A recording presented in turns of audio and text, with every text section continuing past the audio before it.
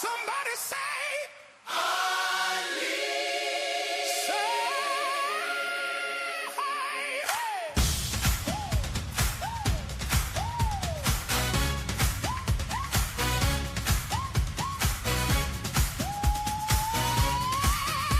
you're in front of the speakers, you're in front of the screen, and Jimmy's on that microphone just like the Lord intended.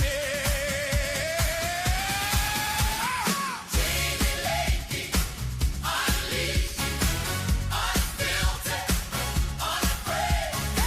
He says the things you're scared to say right out loud. He'll face from the DC swamp to culture and the saints. My life, that cigar, but he loves Jesus and names. Turn it up, turn it up, turn it up. Jimmy Lakey, Jimmy Lakey, unleashed. Politics, culture, even Jesus proclaimed. Information, infiltrating it, all in his name. No fear in this house, no fear in this white kid. Truth makes you nervous, you're in the right place tonight. Come on! Jimmy Lakey, unleashed, unleashed, unfiltered, unafraid. Oh yeah, he says the bees are scared to say right out loud. In your face, from a DC swamp to hearts that need flame. Crowded at Jimmy Lakey, unleashed.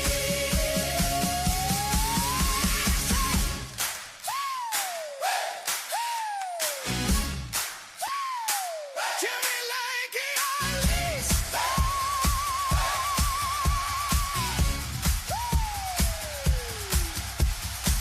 Buckle up, church.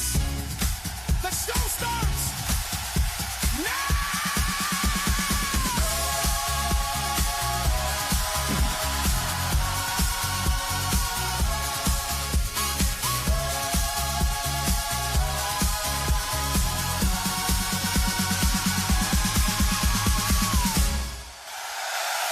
All right. There we have it, my friends. Ladies and gentlemen, welcome into the program. Brother Leroy knocking it out of the park again. He sent us the invoice, and Delilah has mortgaged her apartment because of the invoice for all the jingles. Anyway, good to have all of you here on the program. It's hump day, halfway till Friday. It's not Friday yet, but we can celebrate accordingly because here we are. I'm in front of the speakers, the microphone. You're in front of the speakers. And according to what I believe, that's the way the good Lord intended this moment to happen right about now. Wednesday, hump day, February the 25th day of February, year of our Lord 2026. Pleasured, pleased, and tingly all over just thinking of being together with you on this glorious day that the Lord has made. Jared Knott's going to be on the program today. You never want to miss Jared Knott doing some State of the Union analysis. Richard C. Lyon's going to be on the show today. But let me just go ahead and make a declaration, and you tell me if you disagree. I think last night, that 2-hour and something speech might have been the greatest State of the Union speech that I have witnessed in my lifetime. Now, I must say that I haven't taken notes. I haven't gone to watch them back to back to back. You know, sometimes I'll sit down with a cigar and I'll say, that's the best cigar I've ever had. But I'll say that about the same cigar, a different cigar, 10 weeks later. So, but I really think that just thinking about it, reflecting on it, ruminating on it, I think it was one of the greatest speeches of all time for a president. He showed up. He was not going to put up with crap from the Democrats. He called them insane, which they were. And it was on full display for everybody to see. He celebrated America. I think Trey Gowdy said it like this on one of the follow-up shows. Trey Gowdy said it's like America's 250th birthday started tonight. And I heard that. I said, you know what? It was right. So much so that I went through a lot of the punditry and I changed channels and I made some notes and I reflected on it. But then so much so that it started again on repeat on one of the news channels and I started watching it. I started watching the State of the Union again and I got sucked into it because I realized I want to hear this speech again. There's not too many State of the Unions you want to hear again, but that was one that I was about to go back and watch it. And then I looked at the clock and I said, no, I got to get a little bit of sleep here. But it was, I thought it was great. I thought it was a fantastic speech. I thought the presentation, I thought leading off right out of the chute where President Trump comes out and talks about the great victories, talks about how Biden left this country as a cesspool of the economy and culture. And he put it back in the minds of people as to why they voted for Donald Trump. It was uplifting. It was patriotic. He wanted to wave the red, white, and blue. And he talked about great successes. And all those are documentable successes, in my opinion. So I thought it was, again, I will throw it out there. It wasn't just a great speech. It wasn't just patriotic. It wasn't just feel good. I think, at least from the limited memory that I have, this could be the greatest State of the Union speech. I really think it could be one of those when history judges Donald John Trump and his relationship with Democrats and his love for the nation. He said many times in the speech, I love America. I think this would be a defining speech in his historical record of what President Trump is and who he is, and his thoughts as history writes his story in coming generations. So if you give me your thoughts, all of you can comment if you're new to the program. If you're on YouTube, Highway Living says it was a good, positive speech despite the glum Dems who shaded the room. We'll talk about that here in just a moment. RJ on Facebook says it was the best State of the Union address ever. And I tend to agree. I think it was fantastic. If you missed it, I'm telling you, go back and watch it. Pretend you're watching it live. Pretend that you haven't heard a thing that we said about it. And I think it was a very, very, very great speech. He began by saying this is the turnaround for the ages, and we're in it. He said the golden age of America is here. We're living in it. And I really think that is possibly going to be true. I really think history will judge that this would be the turnaround for the ages. And he talked about how dead and dormant our economy was, how dead and dormant our patriotism was, our culture had gone to hell in a handbasket thanks to the Democrats and their transgender agenda that they have. And this has been the turnaround of the ages. This is his first State of the Union speech in his second term. Last year, if you remember, that was not a State of the Union speech. That was considered an address to the joint session of Congress. This was an official State of the Union speech, and it was, I think, fantastic. Give me your thoughts. If you can think of a better speech, if you can think of a better presentation, if you can think of a better weaving in and out of the stories of America and heroes. 2 WW2 vets there. They are unicorns anymore, my friends. You don't see them. One of them sitting right next to Melania Trump, the First Lady. That was fantastic. And then the other one, and he's got what? The other one stood up and he got a medal. I mean, the stories of the WW2, the story of the man that had to be wheeled in and stood there bracing himself and his face tense because I think he was trying to either hold back pain or tears from joy, was given a medal with his wife there, and he was hurt by the removal of Maduro in Venezuela. I mean, overall, it was amazing. Irina's mom there, the Ukrainian immigrant that was killed on the subway in South Carolina, her mom was there. And here's the comparison I think that people will take away. This is what I think the talking points are. The talking point is, and not just talking point, just the observation that an average human being is going to have is, man, we can all clap for that. We can clap for that. We can be sad that a Ukrainian immigrant came here fleeing a war in a hellhole of a country, being attacked by Vladimir Putin, and we can clap and encourage her mom that has lost her daughter as an immigrant. I thought the left loved immigrants. I thought they really wanted to take care of the immigrants. I thought they had compassion for the immigrants. And here you have a mom that was weeping, one of the only people recognized in the gallery that did not stand to her feet. That was her time, and she couldn't do it. It was too heartfelt of a moment for her. And the Dems sitting there on their hands is a disgusting display that the modern-day Democrats will go to the streets of Minnesota and say how much they love the immigrants and how much they really think that Donald Trump and Tom Homan are heartless SOBs. And yet when you have the chance on the floor of Congress to stand up and support a weeping and grieving mother whose daughter was stabbed shamelessly on a subway bus, a subway car in public transportation in South Carolina by a guy who should have been in prison, except he was released by Democrat radical judges. If you can't stand for that, I'm sorry, there's a special spirit inside of you that's different than the spirit that lives inside of me. And I just watched it last night on full display, and I think it was just, it was amazing to watch this whole thing happen. If you go to justthenews.com, there's a great column I may get to a little bit later. But if you want, Amanda Head, I believe, is a columnist, and she says this was big ideas meet pandering protest. And I think if you go back and watch that speech, that's why I think it was a great positive speech. It was patriotic.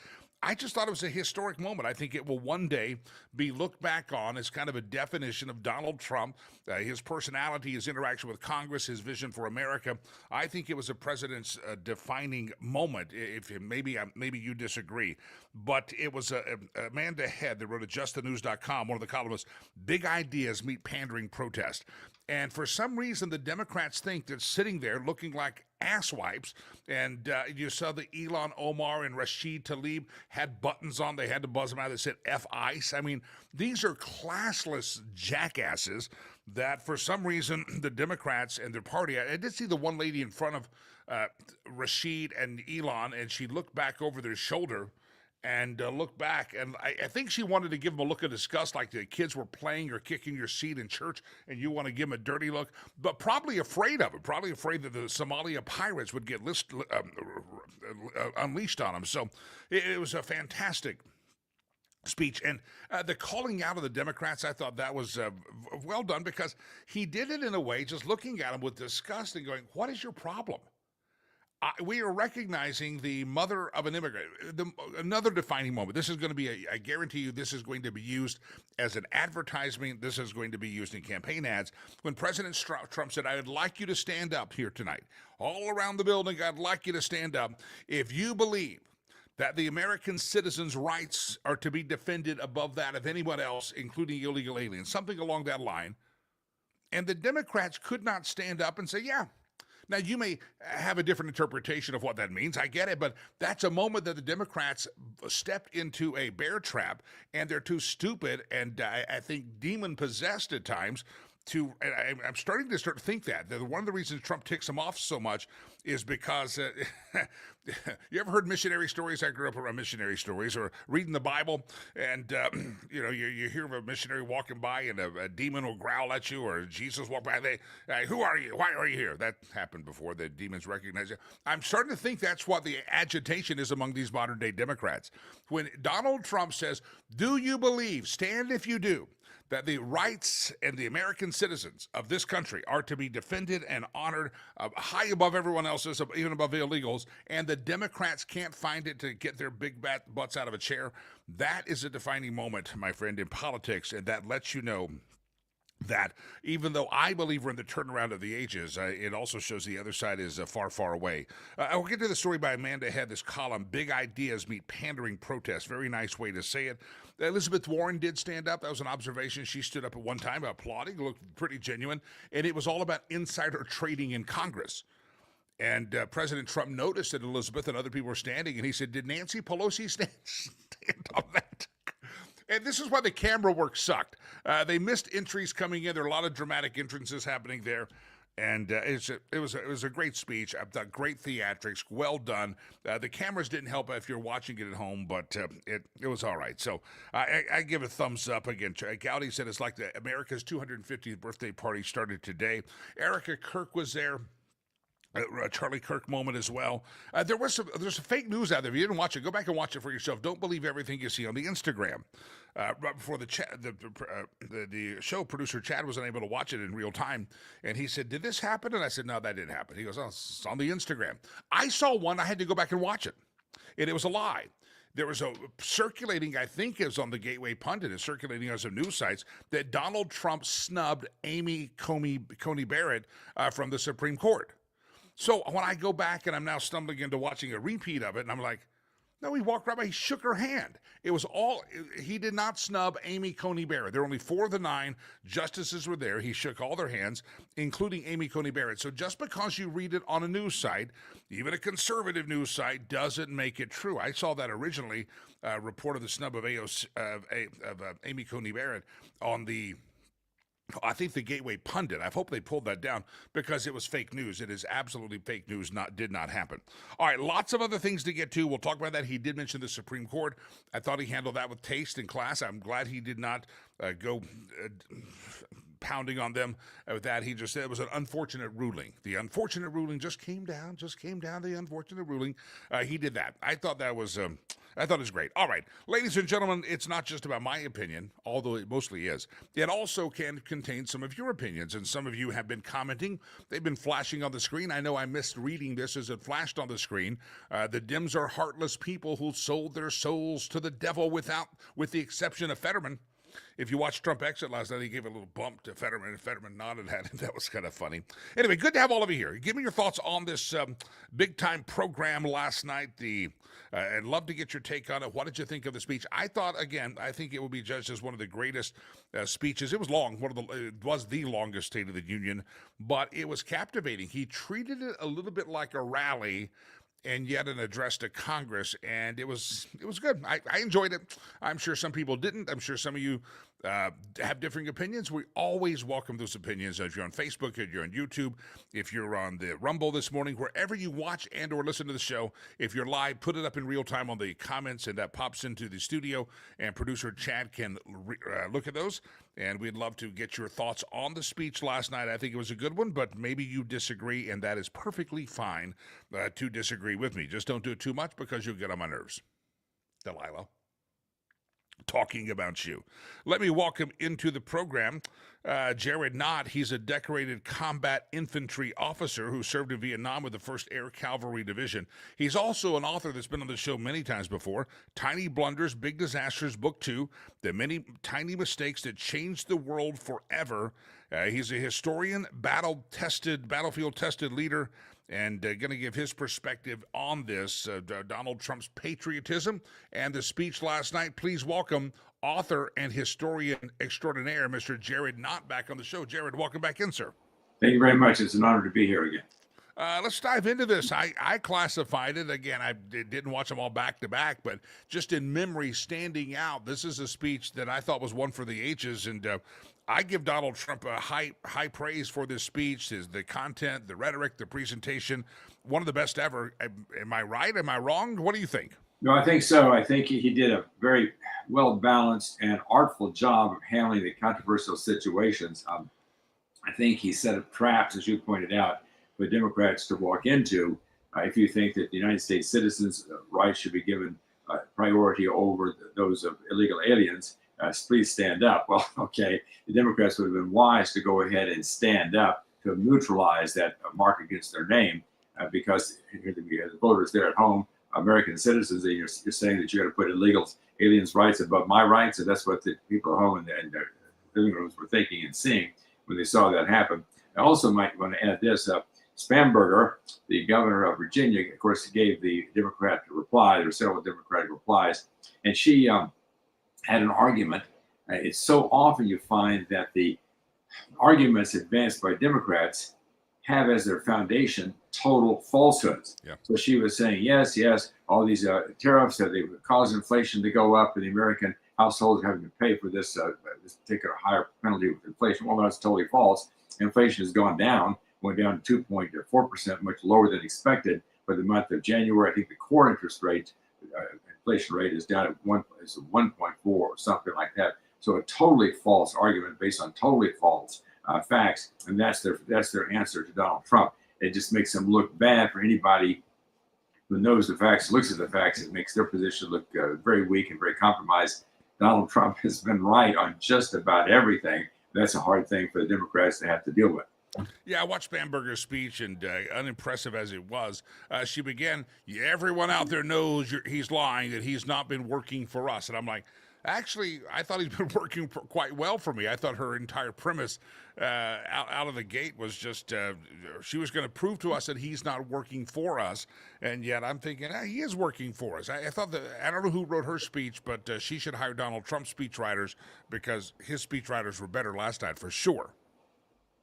Yes, and I'll expand on that. I think that people, citizens of New York, are beginning to learn that they made a terrible mistake in electing the socialist to be mayor of the city of the people of New York. His business about raising property taxes 9.5%, Yep. Cutting back the police force by 4,000, 5,000 officers, which is badly needed. And also the way that officers were treated when the crowd was throwing ice and snowballs about rocks at them, and 2 officers had to go to the hospital. And the mayor of the people of the city of New York, Mondami, just acted like that was perfectly okay. They're just kids having fun. No. He's made several bad mistakes there, and I think he's going to see his popularity begin to fall in the next month, 2, 3, 4, 5. I think if the election were held today, he might not even win. He's losing taxpayers. He's losing businesses. He's taking the city in the wrong direction. Yeah. As a veteran yourself, and I'm not a veteran, but I was struck by the recognition that he gave to people who have served the country, from 2 gentlemen that are 99 to 100 years old that are WW2 veterans, to the man that was wounded in the action against Venezuela, the National Guard guy that got shot in Washington, D.C. I mean, he honored those that had served their country, and I thought that was a tremendous part of the program. Give me your thoughts. Yes, they talk about people going to the Olympics, and are you proud to be an American? Aren't you ashamed to represent the United States of America at the Olympics, et cetera, et cetera? A shame on those people even suggest such an idea. In the last 120 years, there's no other country that has done more to support democracy and freedom and liberty around the world than the United States, with the help of Great Britain. World War I would have been lost without the contribution of the United States, of course, the sacrifice of the British as well. Also, World War II would have been lost without the sacrifice of the soldiers of the United States. And also in Korea, there would be no South Korea if it had not been for the United States forces. That's a lot to be proud of, defending the world in World War I, World War II, and in Korea.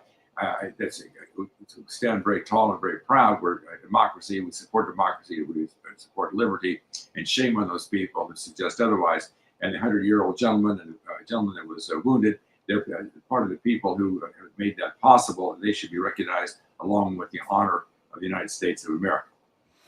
You're a historian. You've written a great book series. We can talk about that here in just a moment. But give kind of a historical context. In the era that we live in, I thought Donald Trump did a great speech. Yes, he called out the Democrats and said they're crazy, but only for the fact that, guys, you should be standing for this. This is one thing that we can all cheer for, and you're nuts. And he's helping. He's trying, almost giving them political advice. They refuse to take it. I thought if you look at it overall, I thought it was a unifying speech, other than him calling him out. He didn't even go full bore on the Supreme Court. He just called it an unfortunate ruling is all he did. I thought he may be more brutal there. As a historian, big speech, small speech, how did it fit into the times, the context, and is there any kind of a comparable as to how this might help him and boost him and the agenda moving forward? Yes, there was a Democratic pollster who was being interviewed today on Fox, and he talked about how it was a big shot in the arm that Republicans needed. Of course, we just got the disappointing ruling from the Supreme Court, and this is actually a good lift for the Republican cause. It's not. He made the point, valid point. It did not change everything completely, but it did march in the right direction. And if we continue to follow through, we do have the booming economy that we think is coming, has already started to come. I think it's going to be very good for the American people, the American voter, and for Republicans. Yes, I thought it was an excellent speech, one of the best ever given. It was long, but it was full of content, and it was exciting and interesting, but most of the speeches are. I would give him very high marks on how he did last night, and the Democrats did not serve themselves well by not standing and cheering at appropriate times for something that everybody should be able to accept and support. Yeah, that's the optics of it. It's like Democrats kind of forgot. It's like their days of Nixon and Kennedy in debate. Nixon's not used to a television camera being there, and he comes across poorly in history. And so that's a different world. So it's like the Democrats. You do know there's cameras on you, and you do know that people are watching this or are going to see that you're sitting there like bumps on a log. There were some 80-20 issues that I thought the President Trump hit on, meaning 80% of Americans probably across party lines are in favor of that, and Democrats even sat for those. And I think that Republicans should come out and emphasize these. One is the SAVE Act, which requires voter ID. It's passed the House. It needs to go to the Senate. Everybody, if you want an action point, call your U.S. Senator, Republican or Democrat, say, pass the SAVE Act. We need voter ID. And then it was kind of, with all the other things that happened, he said that J.D. Vance, it kind of got lost, is going to lead the war on fraud. Everybody hates waste, fraud, and abuse. Some people got their panties in a bunch about Elon Musk trying to find it. But an emphasis on waste, fraud, and abuse, insider trading by members of Congress, the SAVE Act, voter ID, these are not Republican issues. These, you'd have to say, are bipartisan 80-20 issues, and the Democrats sat on their hands on all of them. Yes, it's not a wise chess move on their part at all. They should have jumped on the bandwagon and then give a Democratic version of that. Yes, we want to eliminate waste, fraud, and abuse. Obama supposedly tried to do it back in his administration and got to no place, no real accomplishments. But that's billions of dollars going to waste. Of course, Minnesota leading the way, California not too far behind. 80-20 issue, voter identification, voter ID in order to be able to vote. That's an 80-20 issue. The business about inflation or lying about that, that's another 80-20 issue. They are on the wrong side. Now, here's one thing, unfortunately, though. The average voter sees all these issues through the prism of the mainstream media, and they will twist it, they will distort it, they will minimize it, so it's not getting a fair presentation to the American voter. And if I made the point a number of times, if we had a fair press, perpendicular press, instead of one that leads heavily to the left, the support for the Republican Party might be 4 to 6 points higher. So it's kind of a burden that we all have to face. We have to communicate through this screen that it filters out the truth and twists the facts in a wrong direction. Let me ask a question about the theatrics of it. I think President Trump, better than any president, has learned the theatrics of weaving in the stories of individuals, handed out a couple of Medal of Honors, Congressional Medal of Freedom, Congressional Medals of Freedom. I mean, a Legion's Award created by George Washington I never heard of. I mean, it was... A lot of it was theatrics, and I enjoyed it. It was a patriotic moment. Of course, the State of the Union used to just be a letter that was sent down to the Congress, and they read the letter, and he said the State of the Union. It's now become really a made-for-television presentation. Overall, do you think that the theatrics that have been involved, and I think mastered by Donald Trump, do they help and add to the, I guess, the property of the State of the Union address? Are we getting too dramatic, too theatrical, more emotional, less factual? Give me your thoughts on that. Yes. Well, I think Donald Trump handled it deftly. I think he gave it the right touch. When you have a presentation to the voters that hits your heart and hits your soul, that calls for an emotional response and serves your particular point, your particular argument, I think that's when a speech is at its very best. So it's not just a question of here's a lot of dry facts about how inflation is coming down and the economy is growing. Here's something that should really connect with your emotions. And of course, the mother be there with a daughter who was viciously murdered by somebody who should have been in jail and never was allowed out by liberal judges. That's a big emotional mark against the Democrats. So I think Donald Trump handled it well, handled it tastefully, and handled it with the right balance and the right execution. And so I think it was very well done. Powerfully done. The voice of Jared Knott, if you're listening later in the program, thousands of earballs hear this show, both in the live stream, the broadcast, the podcast, etc. If you're listening on iHeart, Spotify, wherever you're listening, always glad to have you. That's Jared Knott, Knott. He's got a great book out, and I'd encourage people to get it. The latest is Tiny Blunders, Big Disasters. Jared, I'll let you kind of pitch the book, and it's anybody who's a student of history, world history, American history, and likes to kind of just have a unique perspective. You do that in the book, Tiny Blunders, Big Disasters. Yes, I talk about the Kennedy-Nixon debate, by the way, in book 2. That's a very interesting fact that Nixon failed to wear makeup. Actually tilted the election. He probably would have won the election if he had not made that one tiny blunder. But anyway, yes, go please to tinyblundersbigdisasters.com, tinyblundersbigdisasters.com. It's like a history buff's amusement park there. We have a portrait gallery with 27 personalities with a little bit of dirt on each one. We have a quiz, a fun quiz there. We also have 3 Instagram reels. We have a John Wayne reel and an Elon Musk reel, as well as a Watergate reel. Also have a book trailer, and we have 4 free chapters. So it's a fun place to visit. Father's Day is coming up. You may want to think about a gift for somebody who likes to read history, but it's a very fun experience. And my book is not, I think, not just a lot of flat statement of facts. It is fun, amusing, and interesting, and I think a great place to visit. Tiny blunders, big disasters, like an amusement park for history buffs. Go check it out. One more quick question. You say you wrote a chapter in your second book about that Kennedy-Nixon debate. I know the elections are a long time away, the midterms, February to November is an eternity. A lot can happen here in America. But is tonight, or was last night, sitting on the hands, the sour faces, is that going to maybe in November come back to be the moment that the Democrats didn't put makeup on? Like Nixon didn't? Yes, I think it was, if you to judge their strategic behavior, I think they made several mistakes just sitting there when they obviously should have been standing up. If they stood up and applauded, they would have neutralized that argument that Trump was trying to present to the American voters, but they played into the trap and just sat there on their hands when any decent American would have been standing up and applauding. I think that was a mistake. How big is it going to be? I don't know. If in a close election it could make a difference. I think they hurt themselves last night. I think Donald Trump really helped himself. I think the American voters are going to respond increment by increment as we move towards November. Never give your opponent, when you can avoid it, fuel for their own fire, and that's what they did. And who knows, maybe the next book you will be writing about a Democrat Party. I'm not sure. We'll find out in November about a Democrat Party that looked like they were going to take over the House and to be able to impeach Trump because they had the derangement syndrome. And yet on this one night, they sat on their hands, and that was a tiny blunder that led to a big disaster for Democrats. I'm just saying, throwing that out there to the universe, maybe that's what happened. They sat on their hands and they shot themselves in the foot. So there are 2 body parts that got involved there.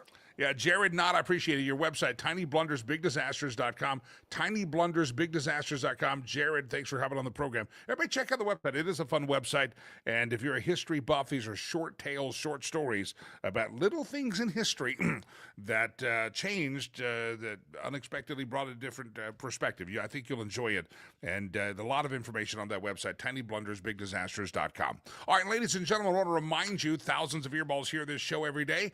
And if you haven't gone to our charity website, go to the charity website. Producer Chad and I and others greatly involved in our work in Rwanda, building Legacy Christian Academy. You see it over my shoulders. You see it there, the little handprint Africa.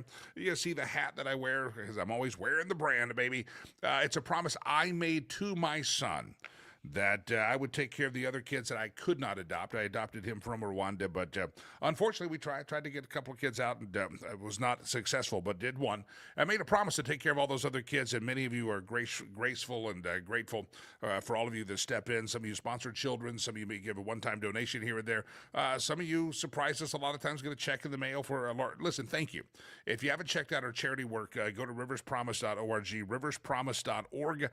You can see videos produced by producer Chad, a little documentary from a couple of years ago. My son and I went back. We cut the ribbon on our first phase of Legacy Christian Academy over his spring break, his senior year of high school back a couple of years ago.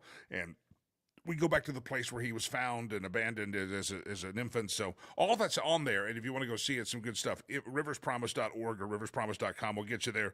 And we'd love a donation from you today. And the money goes straight to there. And you know the deal. The greatest need we have is feeding the kids. We have a great school. We got to feed the kids. And the price of food is expensive. And a lot of those kids don't have sponsors who go to our school. We could trim the school down to just have a bunch of kids that are sponsored. That'd be a much emptier building. And we want to have as many kids have the ladder of education to climb from the pit of poverty. So riverspromise.org, little as like $9 buys a classroom of eggs or protein supply for their breakfast every morning. So $9 makes a difference. $2 makes a difference. $2,000 makes a difference. Listen, there's ways you can help, and it's all for the kids. Remember that, riverspromise.org. Appreciate you. God bless you. All right, ladies and gentlemen, let's welcome in our next guest of the morning. I've thrown out the idea that I think last night was a moment in history that will be judged as one of the greatest moments of President Trump's presidency, a long time to go in the presidency, but it will define who he is, his ability to communicate. And I think it's also just one of the greatest State of the Union speeches that I remember happening. That's my opinion. I know you think I'm just biased, but I think I looked at it with perspective and said, man, this is really good. He's doing a great job. Yeah, he was typical Trump. He looked at the Democrats at times and shook his head, but I think it's a great speech. And so far, many of you concur.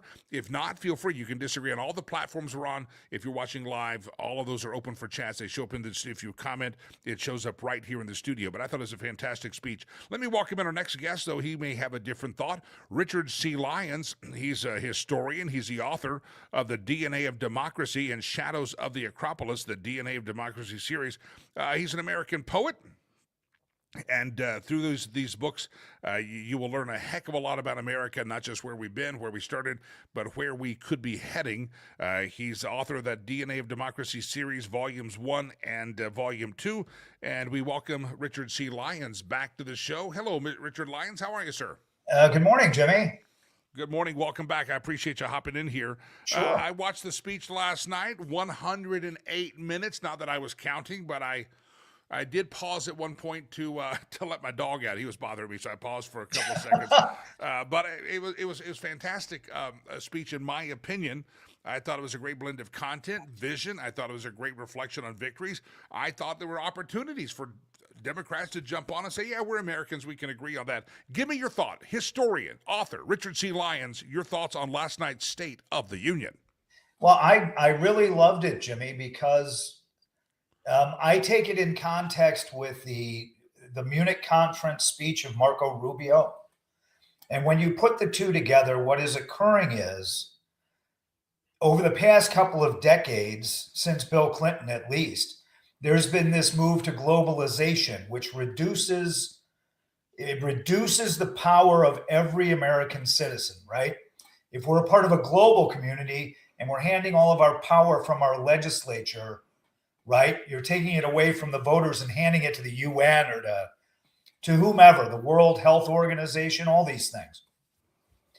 So in these two speeches, you had Marco Rubio in praise of Western civilization, right?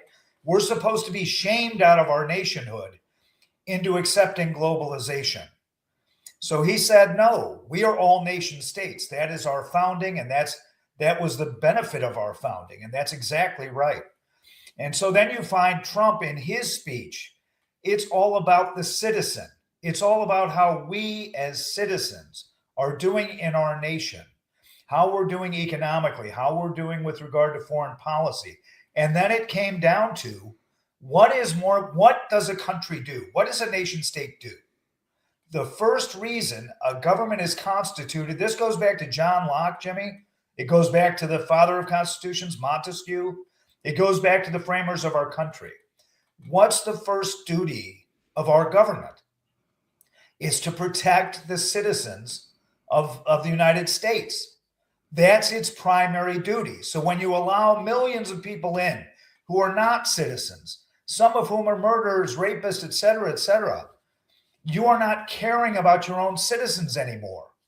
You're caring about what they're caring about, Jimmy, frankly, and this is, they're allowing the freedom of murderers, rapists, thieves, all these people. They're also allowing fraud in our country to the tune in Minnesota of $19 billion. That's taxpayer money. And so when Trump brought up, we need to do the SAVE Act in order to make our elections verifiable, right? What they're doing is saying to the Democrat Party, we're taking out one of your income streams, which is fraud. Because once you ID who is a citizen and who is not, you're going to get them off the welfare rolls. You're going to get them out of the housing rolls, right? Yeah. So it's really good. We have a promotion of Western civilization, right? We're not one among many that are equals. We're the best civilization that has existed in history. And he's furthering that to America. where citizenship is sacred and your vote is sacred. And the manner in which we were founded is sacred, right? This isn't some accident. This was after the observation of all of human history that the framers came up with our Constitution to do what? Primarily to see to the security and welfare of its own citizens. That's the function of government. So when he said, I'd like everybody to stand up who agrees that the first function of government is to protect its citizens and rather than illegal aliens, and the Democrats stood down, what they're saying is they don't believe in our Constitution. They don't believe in individual liberty. They believe in socialism. They believe they can flood this country with people who don't believe in it and change it. Yeah, that was a damning moment, I think, for the Democrats. It was a simple question. Do you believe that the U.S. citizens come first above illegal aliens? Yeah. And that's who we're here. And they could not stand up. Now, I don't know if Fetterman or maybe one or two stood up, but overall, they did not stand up. That's what amazes me, and maybe you can give me some perspective as a historian. How do you get to the point where people are blatantly thumbing their nose and sitting on their arses, ignoring, disregarding, disrespecting our founding, our Constitution, what we're supposed to be about, and yet they still seem to get about 50% of the vote in America, and it's on full display right in front of you, these people sitting there thumbing their nose at it. Exactly. I thought it was an act of genius. I don't know if Trump came up with it himself or whether someone said, you have a great opportunity here. You can show the whole country where the Democrat Party is, and you can do it on film in an august chamber, which is representative of our founding. Yeah. Right. and he did it. And it's because, Jimmy, we've been talking about this, you and I, for a while. The Democrat Party has gone so far down the railroad tracks of socialism that they're having to disown America's founding, America's heritage. A lot of things about America, I mean, they've become the opposite of what America is. And so when you face, and you just said it perfectly, how can a half of this country be voting for this?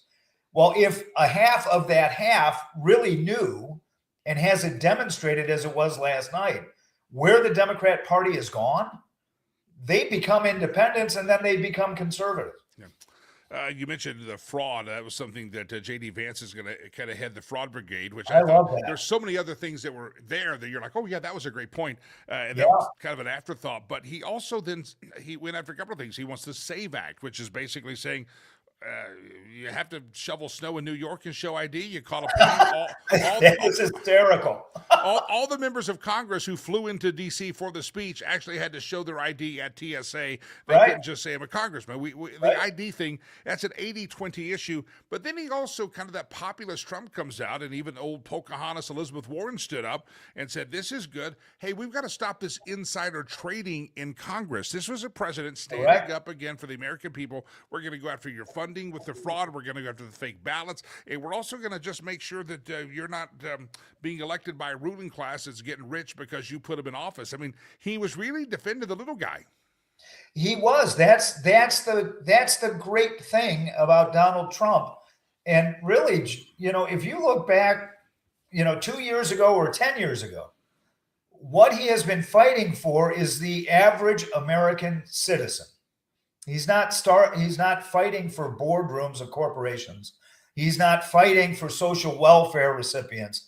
He's fighting for the working guy, the guy who's out there carrying a hammer, or the wife who's going, teaching at school or working with the parish church. It's the average guy. And it's really starting to, I think, become very relatable. That moment when the Democrats stood down and all the Republicans stood up, and he is such a master of delivery. He did it with one line. Yeah. But it illustrated exactly the problem in the whole country. Yep. You have a country divided against itself because Democrats have gone so far down to socialist philosophy, which is it isn't dissimilar to our founding, it's opposite. So they have to keep going. They can't, there's no turning back for them. Yeah.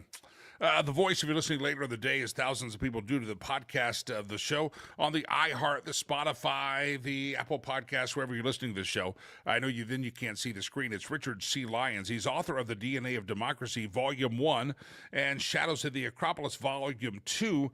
And he's talking about last night's State of the Union speech. We'll tell you how to get the books, how to find Richard C. Lyons as well in just a moment. But again, the author of the DNA of Democracy, Volume 1, Shadows of the Acropolis, Volume 2. Obviously, you have a historical perspective that you bring here, and it's obvious on display, Richard, that we have some people that thumb their nose at the founding of our country. They thumb their nose at what our democracy, what our republic is supposed to look like. If people don't wake up and start to realize those people that were sitting on their carcasses last night are not looking for America to succeed as it was designed, if we don't wake up, are we in danger as a country? I mean, this is a pivotal moment. People have to wake up and get back in touch with what our roots are, what the country was based on, and we've got to figure out, do we want the vision of the country to be set by the people sitting on their rear ends last night, or the people who said, yes, I'll defend the American citizen first and foremost? How do we get people to wake up? It's got to happen. Well, it's got to. And, if you look at the back of my books, Jimmy, there's under subjects at the top, it's history, it's political science, but then it's self-help. That's a category, because if you're a citizen of a republic, as we are, a constitutional republic, but you don't know why it's a constitutional republic, or why it took thousands of years of human history and conflict to arrive at a point where you recognize government's first duty is to protect its citizens, right? If you don't understand that and why that is, or why, we're all in the same economic grouping, right? The Democrats would have us spend ourselves into oblivion until our free enterprise system crashed, because then they can take control of it. So it's not only on social issues that they're backwards, it's not only political, it's economic, it's spiritual. We're just at opposite ends now. And it tends to happen within a lot of societies that you come to be at opposites. Trey Gowdy, I thought a great analysis, a great line. He said last night he felt like it was America's 250th birthday started last night. Now, obviously, July we're going to hit our 250th birthday, but whether we get it right in this moment in time, this intersection in history, is going to determine whether we have another 250 years or another 50 years as a country. Will this speech maybe one day, I know we're not writing history yet, will this speech possibly one day be one of those things that said that reset the table as to what it meant to be in America and the 250th birthday celebration, and we want more of that? I mean, how pivotal could this thing? I thought it was just amazing. Well, no, and you're exactly right, but it's part of a continuum of since the last election. If we go back, Jimmy, 18 months ago, and we pull up one of your shows and what we were talking about with DEI, ESG, critical race theory, how much the government was spending, how many illegals were getting in. Socialism was at the doorstep of being in our nation to a degree that we couldn't get it back out. Right? There would be no getting it back out. If Kamala had won, we would be France, which is a very socialist nation in all the wrong ways, right? So I think Trump has, I don't want to oversay it, but Trump has been an indispensable character in the turnaround of this country in everything that he's had to do. In his first term, he exposed the administrative state for what it was and how it can be weaponized. When he was out of office, he had to endure lawfare and how it went after his family and associates.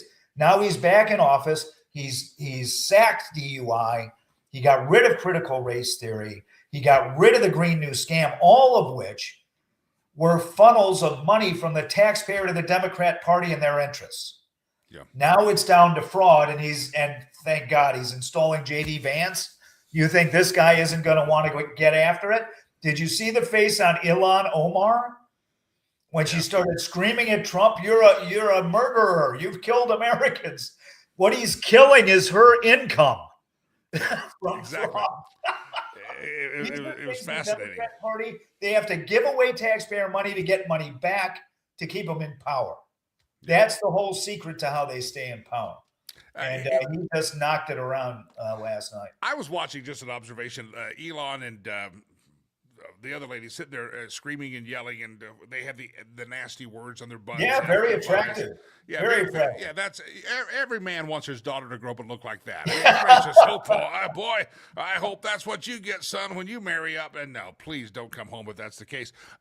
I have to say though, I looked at the lady. I don't know if it's a congresswoman, and she kind of glared back. I kind of gave a look like, is this the kid behind me in church kicking my pew? Would you stop it?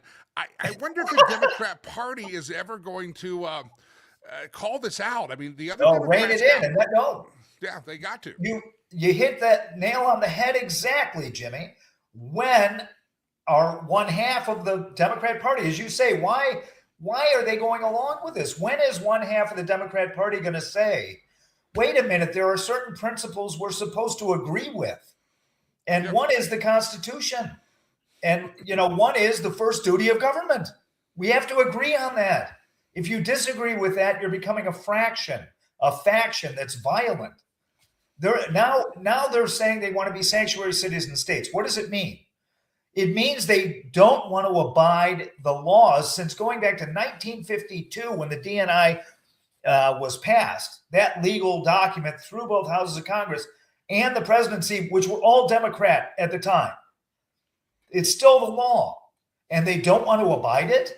Well, what does that mean? It means you're not an American citizen. You have to abide it. It's our Constitution. Yeah. If you're a Democrat out there, I'm telling you, I think it would be it would beseech you, therefore, brethren and sistren, to not just glare back at the person kicking your pew, but tell them to knock that crap off. Because I think I think it just would have been fantastic if the Democrats said, "Yeah, fraud, JD, go for it, and we'll work with you, and maybe we're going to disagree." It's everybody's money, Jimmy. Yeah. It's everybody's money.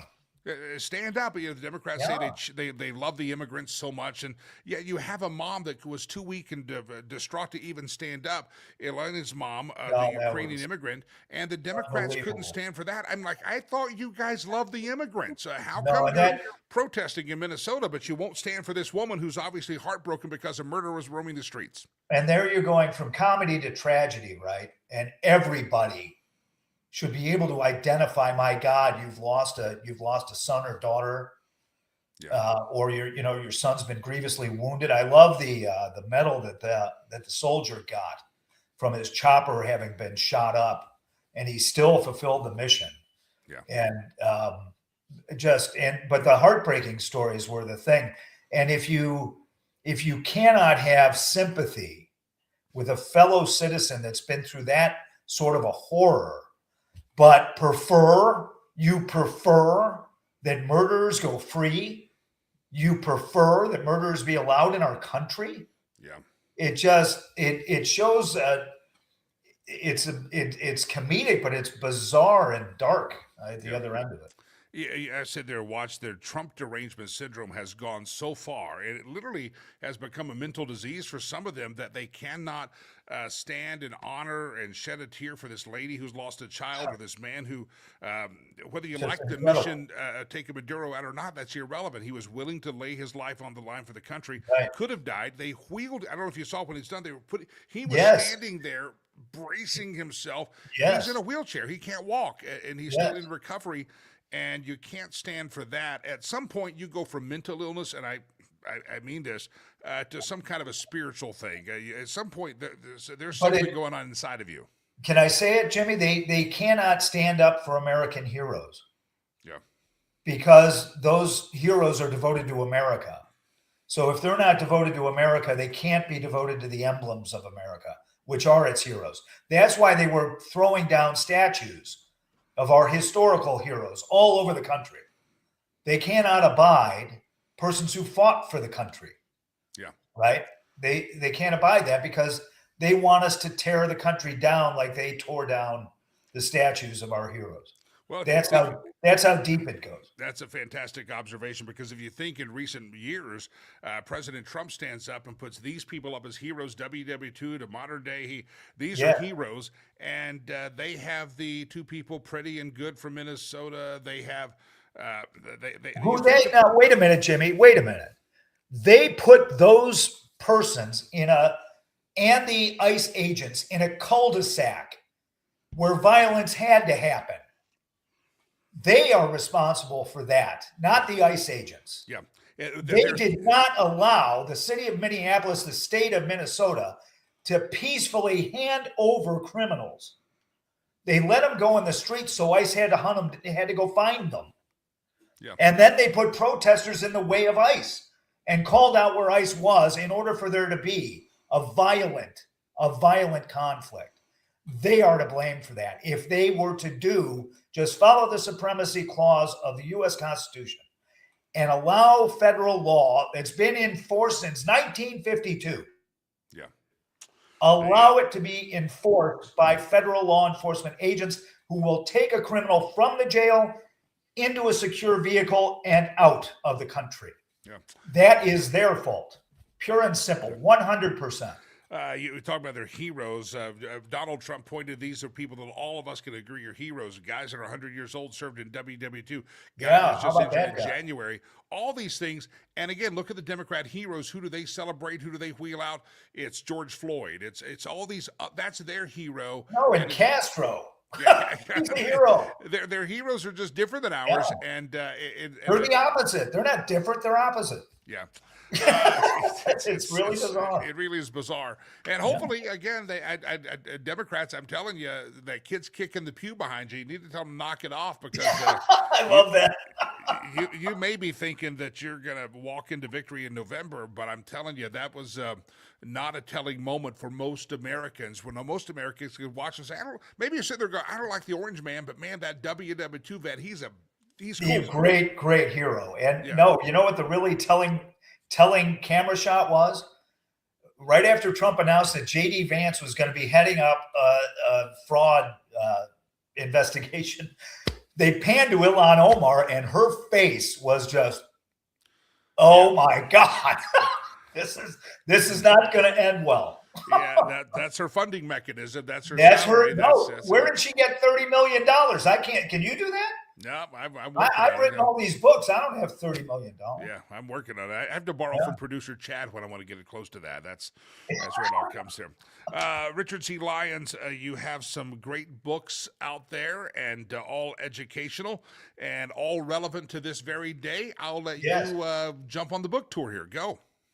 Well, you can go to richardclyons.com and get the books, or through Amazon, of course, or any retail outlet if you request it. And again, it's the author of The DNA of Democracy, Volume 1, and Shadows of the Acropolis, Volume 2. For folks who want to know, start with Volume 1. Can you start with Volume 2? Which is the one that I'd say get both exactly of them. Right. It's all about what we're discussing today. The DNA of Democracy, Volume 1, is all about all of human history that informed our constitutional convention and wrought our Constitution. So it goes back to the 10 Commandments, which were in fact the first common law and the first document of human rights, right? That derive from God, not from governments, to which kings and priests are both subject. It goes from there to Greece, where constitutions were a science. How are we going to, in self-awareness, form our own government to govern ourselves? How do we govern the government? Then you go to Rome and the idea of constitutional republic and the idea of further common law. And you go to England and its long history of conflict that arrived at its civil war, then its glorious revolution, which gave us the idea that monarchs can be controlled by a legislature. So, and how that came across the pond, so to speak, into America, into how our people were in America for 150 years before the revolution, how they governed themselves, and how that informed our Constitution. That's Volume 1. Volume 2 is all about the last 100 years and how the Democrat Party has been growing socialism in our country by little degrees, but through its founder, Woodrow Wilson, who said, the Russians did it wrong. We can't have a bloody revolution, but we can create the same socialism if we do it by little steps, by taking wealth and power from states, localities, and citizens and putting it in the government in one place. So it's about the concentration of power in Washington, and it goes right up to the persecutions of Donald Trump. And it's very telling of where we are today. If you want to know how we're supposed to be and where we've got to, it's a good read. We get you back on. It's been too long since we had you on, but I do want to talk about Mom Donnie and the face of the Democrat Party. And oh, what a joy! Yeah, we'll do that in another. But doesn't he have kind of a clown face? I mean, talking about comedy, the guy looks like a clown to me. Yeah, we'll get back out. We'll talk about that because Okay. I hope that last night wakes you up and says it's that and that, and I'm sorry. Yeah. And Mom Opposite. Donnie made a lot of great promises, but he can't even get the sidewalks shoveled right now. So that's strange. RichardCLyons.com. RichardCLyons.com. I appreciate you, my friend, hopping on. RichardCLyons.com. If you want to kind of understand this perspective of the founding of America, maybe you been a long time since your class history lessons. Maybe you're new to politics. You just woke up and said, okay, I don't understand why this political divide. Again, it goes back to how were we founded? What was the vision? How did we get here? And where are we at now? And Richard C. Lyons in both of those books is going to outline that for you. So everybody, get a copy of it. Richard C. Lyons, LYONS.com, RichardCLyons.com, and get a copy of that, both of those books. And you will be better for it. You'll be smarter for it, and you'll be able to pull off some. When you have a bat crap crazy person trying to feed you a line full of crap, you will absolutely know. You will absolutely positively know the truth about the founding of our country and where we are. I love going back to Woodrow Wilson. A lot of Americans couldn't tell. Well, Woodrow Wilson, he was an evil president, my friends. He did a lot to destroy America and bring about the crap that we have today. And it's put it in perspective. And you will learn that in the books by Richard C. Lyons. All right, I got a question today. We're going to put it till tomorrow, but I want you to think this through. Many of you might know that I ran for Congress in 2010. I ran for the 7th Congressional District of Colorado, and I did not get out to that primary. I dropped. I did win. I didn't complete the race. I dropped out. But I was talking to somebody yesterday. I said, you ran for Congress. That's really, really cool.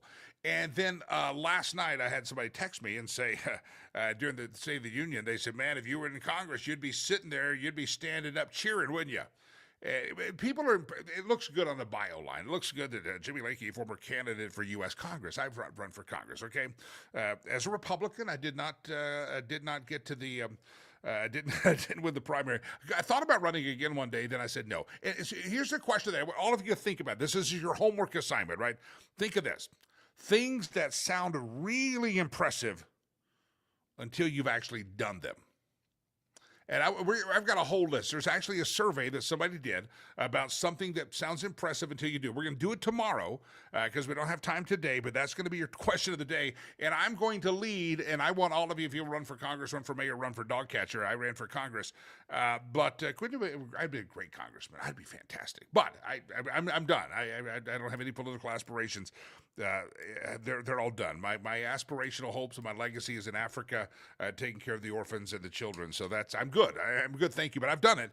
Been there, done that, and that's going to be the topic of conversation tomorrow. Things that sound impressive until you've actually done them, and then you're like, So play on that, toy with that. Have a conversation at the dinner table tonight, and I think you'll enjoy the list. The list tomorrow is really fantastic. All right, we didn't get to everything on the list today. We didn't get to everything, but we do have to get to this, and we want to get to this because I believe my gut feeling is that we're about to hit a booming golden age of America is here. And I believe that there's going to be opportunities for you and I to grow our status and or our bank accounts and or investments and or our real estate portfolio. But you got to know how to do it right. And listen, I'm telling you, Sherry Cree is such a great part of this program, been with us since day one. And I'm telling you, you need to talk to her. If you're in Colorado, that I-25 corridor, let's say start in the Denver area, go out a little west to Boulder, go out east to Aurora, the Denver International Airport, go Fort Collins, Windsor, that area, Greeley. Listen, I'm telling you, you got to you gotta call Sherry and talk to her, because it's all about making the right decision. When I moved to Colorado a couple of decades ago, didn't think I'd be here forever, but here I am. I'm still here. Sometimes I wonder, with our crazy politics, why I'm still here, and you never know when that changes. But I am telling you, you got to talk to Sherry. It's all about the strategy. It's all about knowing the market, knowing how the economy is about to move, knowing, and it's different state to state, area to area, knowing what schools are best. Listen, real estate can be that thing that can create generational wealth. You may not have a great pension fund. You might not have done a lot of great investings, but whenever your time to expire comes, if it's done right, real estate played right, that real estate can be something that does create that generational wealth for future people, for other generations. It's a big deal. It's not just an extra garage. It's not just an extra bit of landscaping. It's not just a swimming pool in the backyard. It's not just, no, it's a bigger play for you. And take it all in perspective. Yes, those things are important. Your wants, your needs, your kitchen, your island, your gas stove, all that. That's all. Sherry will put it on the list, but also just make sure you play in the market right. And that's what it's a holistic perspective, because she wants your dreams to come true. And if you're a buyer, listen, there's windows of opportunities to buy, and you're going to get more bang for your buck. And it could be a window of opportunity that's narrowed down to a month or two. She can help you depending on your time frame. If you're a seller, there are opportunities to sell where you're probably going to get maybe $10, $20, $30, $70,000 more for your home if you can sell in this window. Sherry puts that all into perspective for you based on where you're at, and she's going to help you, my friends. It's all about making your real estate dreams come true. I talk about my charity. What a fantastic, generous person Sherry has been, and her husband have been to our charity. They were in Rwanda with us for the cutting of the ribbon of the Legacy Christian Academy a couple of years ago. I mentioned the documentary. Go to the website. She'll give a portion of her commission to the charity of your choice when the deal's closed. So, again, homeswithsherry.com, the I-25 corridor. If you're in Longmont, hello to Sherry. Cree, Broomfield, Thornton. I'll name all the suburbs. You out of state are going, where's he talking about? Arvada. Golden, listen, she can help you. Homeswithsherry.com. You're going to talk to realtors. You got to talk to Sherry. Put her on the interview list. And again, she's fantastic. She'll be back on the show this Friday, but talk to Sherry. Homeswithsherry.com. Homeswithsherry.com. All right. By the way, if you're looking for a rental property, too, so a great market for a rental property. Stacy says, we may need you for president. You look and sound smart. Great green shirt. Thank you. Somebody noticed a green shirt. You know, I got to tell you, thank you, Arloa. Thank you, sweetheart. You are right where God intended you to be. I wholeheartly agree with that. And at the time, I thought I was going to be a great congressman, and I was ready to rock and roll. Had good friends. My son was little then. My friend Tom Tancredo, I sat down with him. I got his endorsement, and Tancredo's run for president, been a congressman. Many in Colorado nationally know him. We were sitting down at the Del Frisco Steakhouse in Denver, and they had a cigar room. I hear that cigar room's coming back. That's going to be exciting. They're redoing some stuff. They're building another cigar room. Anyway, that story's different. So Tancredo and I are sitting there having cigars and talking about Congress and running for Congress, and he looked at me straight in the eye. He goes, "What are you thinking?" Been friends with Tom for a long time. And he said, "What are you thinking?" And I said, "Feel like I should do it." I said, and he said, "You're crazy." He said, "You're crazy. You got a young son." He says, "You better love America because they're going to come after you." And they did. That's fine. It's all good. I'm a big boy. But anyway, you're right. I'm where God intended me to be. And I thank the Lord I was spared from the swamp of Washington, D.C. And I can comment on it. And there are a couple of other brushes with D.C. here and there. But we'll see. Anyway, God bless all of you. Thank you for very kind words. Thank you for the compliment of my green shirt. And you know, last week, producer Chad and I noticed that I had a different pair of glasses on. Nobody even noticed them. I think one person said, "Nice glasses." But producer Chad was nervous because my glasses that I wore a couple of days last week actually matched the blue shirts. But I don't have a green pair. Producer Chad, maybe I should get Delilah, can you see if they have a green pair? But producer Chad says, be careful. If you start matching your shirt and your glasses, he said, this is going to be turned into an episode of Queer Eye for the Straight Guy. And I'm like, that hurts right there, producer Chad. That's not very nice. Yeah, producer Chad wears cowboy hats and chaps. And you know what chaps have? No butt. If people say arseless chaps, they're all arseless. Stacy says she noticed. I think maybe you were the one that noticed the blue glasses last week.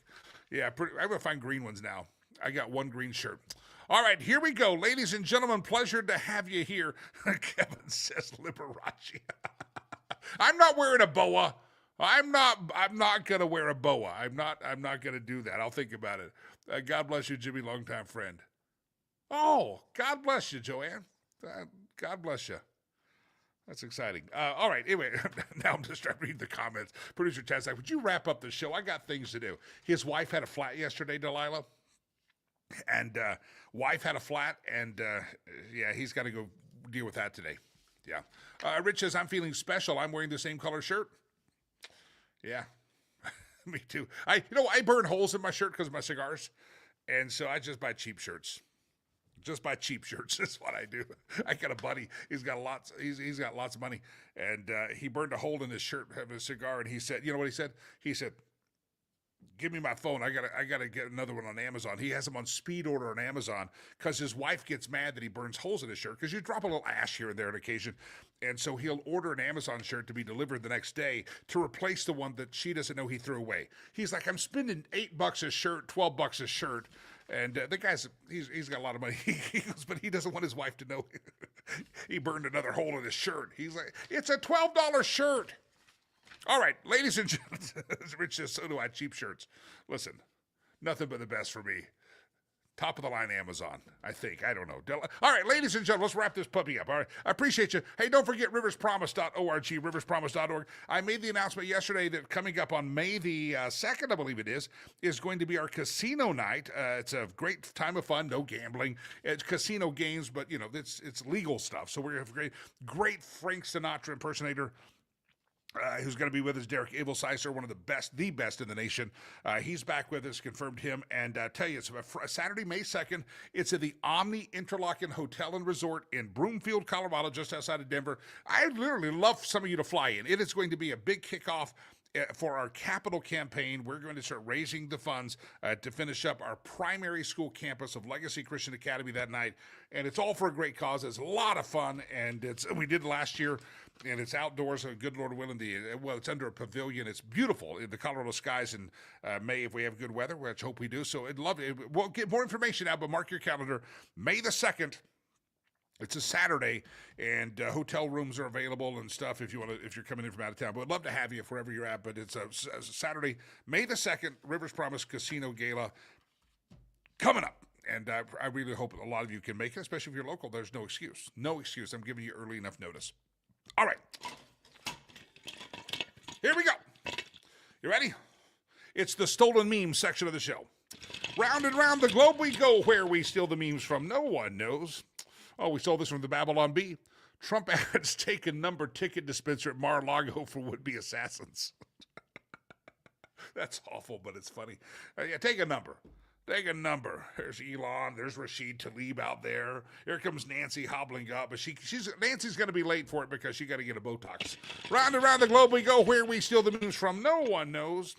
I'm sick of celebrities that live in 99% honky white neighborhoods. I added the word honky, with private security and a wall around their mansions, telling me that I have to tolerate illegal immigration. Yeah, I'm sick of it as well. Ladies and gentlemen, we interrupt this program, speaking of Liberace, to Jeff's comments from YouTube that just came in. He thinks I could totally do the Jesse Ventura boa. Remind me of the time that I almost got punched. I'll tell you the story about the time I almost got punched by Jesse Ventura. He was not happy with me. Yeah. I'm not going to do a boa. Because, Jeff, some of you had stumbled in your walk with the Lord.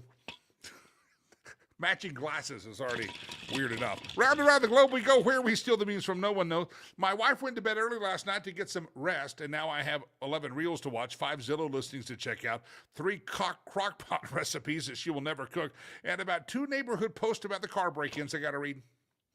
I hate that. Rabbit holes on the computer. Round and round the globe we go, where we steal the memes. So, I send producer Chad recipes. I do, don't I? I send him recipes, and sometimes he makes them. And sometimes he lets me have some of it. He feeds me. No, I've had takeout because I'm a single guy. Producer Chad, I'm charity case. I made you a dish, and he'll bring me a dish, and I wash them, I clean them, I give them back to him. Makes him and his wife very happy that I return the dishes. Yeah, he makes me food a lot. But sometimes I do send him recipes. He's like, gosh, it's you and my wife sending me recipes. I'm like, I thought you would do good making this. Oh, I got to read this one. The same people who were loudly and proudly waving the Mexican flags last week are pretty quiet now while Cartels are destroying the alleged country they love. Yeah, where are those Mexican flags now? All those people waving the flags, Puerto Vallarta's calling you. Bye-bye. Round and round the globe we go, where we steal the memes from, no one knows. I hate when people give generic advice like, take it one day at a time. What the F else am I going to do, Chad? Skip Tuesday? Take it one day at a time. Take it one day. Okay, I plan to. Tomorrow's Thursday. Almost broke the globe. Round and round the globe we go, where we steal the memes from, no one knows. There's Gavin. If you're listening on the podcast, I'm sorry, you're missing out the live show. Gavin got the what are they called, cornrows. He got the Popeyes chicken, a bag of McDonald's, and some watermelon. I'm just like you guys. I can't read. Low SAT score, just like you guys. Round and round the globe we go. What a fake he is. Round and round the globe. There we go. We got gonged. Got gonged right there by the Chinese for intellectual property thievery. All right, ladies and gentlemen, if you have not made a donation to charity today, you should do it. It's the 25th day of the month. I know the end of the month is coming, so we get paid on the end of the month. I'm in a giddy mood right now. Seriously, the kids are waiting on us to feed them, and we try to feed them 2 meals a day. You can help riverspromise.org, riverspromise.org, and sign up for the newsletter and learn more about what we're doing with Rivers Promise. And it's all about Christian-based education. And sometimes you got to feed the kids. Sometimes you take care of a widow because the kids are living in a homeless situation. We do it all, but it's all based on education, because we know that education is the ladder that a child can use to climb from the pit of extreme poverty. And we also know that we say we give hope to children, and we know that the greatest hope is eternal hope, and that hope is found in Jesus, and that's what we do as well at Legacy Christian Academy. So now I thought I'd be a congressman before I was a missionary, but suddenly I've found myself, people call me a missionary, and I'll own that.